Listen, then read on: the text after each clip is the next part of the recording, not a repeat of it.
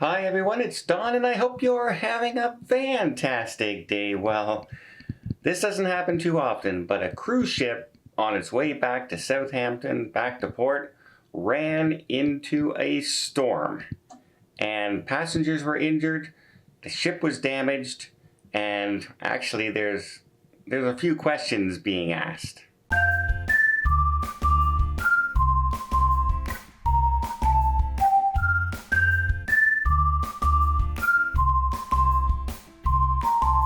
So the Fred Olsen cruise ship was on its way back from Norway when it ran into a gale force storm, gale force 11, which means it had also waves, wind gusts of steady wind gusts over 50 knots an hour, as well as waves of 39 to 45 foot waves. Now, the Balmoral is not a huge cruise ship. It's not a mega ship like here on the Harmony of the Seas. So it got tossed around quite a bit. So much so that it's reported that some cabins had damages on board and passengers were treated with injuries, everything from sprains to broken bones. It is reported that when it did get back to dock, at least one passenger had to be brought into hospital. Now, this storm had been predicted, so it didn't come out of nowhere. It was in the weather forecast saying that over the next couple of days, this type of storm is probably gonna hit. Now, here's where the questions are being asked. Many of the passengers coming off are commending the captain and the crew for handling everything as you know, these ships when they're in that water were just going like this during that storm, a small boat like that. But others are saying, you know what, yes, captain did a good job. We got to port on, and the crew handled us really nicely. But why did we leave port? This storm was predicted. Right? How many times do you see here in the Caribbean that when a storm or a hurricane is going on, the cruise ships alter their itineraries or stay out at sea 1-2 days sometimes if they have to before the cruise ship heads back to port? This cruise ship decided it was going to head back to Southampton and ran directly into this storm.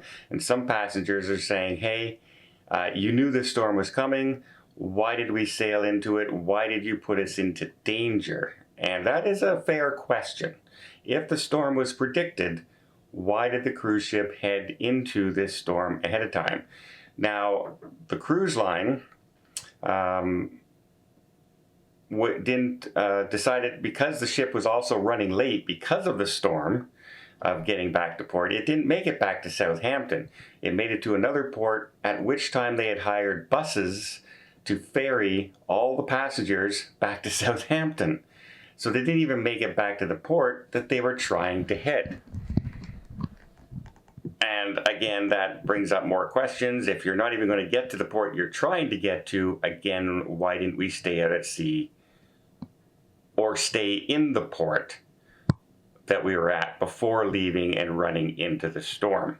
And you have to admit, those are fair questions. A small boat, if you remember what happened a few years ago with the Viking cruise ship that got stuck out off the coast. And it was tossed around, so much so they had to call in evacuation helicopters because they didn't know if they could get the engine started again, and it was heading to the rocks on the shore.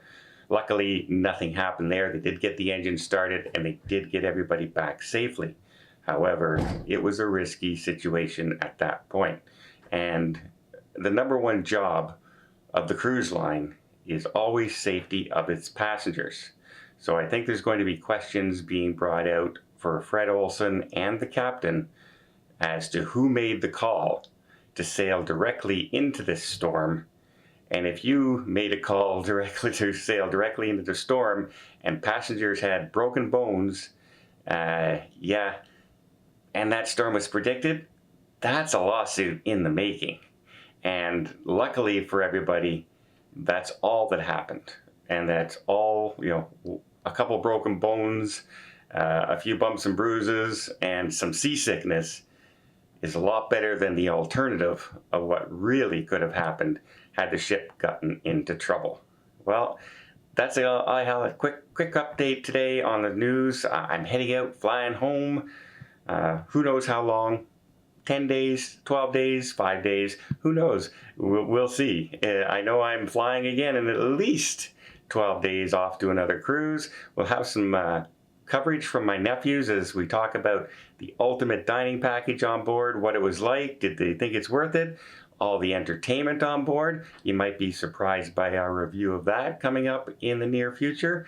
And until next time, well, everybody even on the Balmoral, I hope you're staying safe out there. I hope you liked the video. If you did, please give it a thumbs up.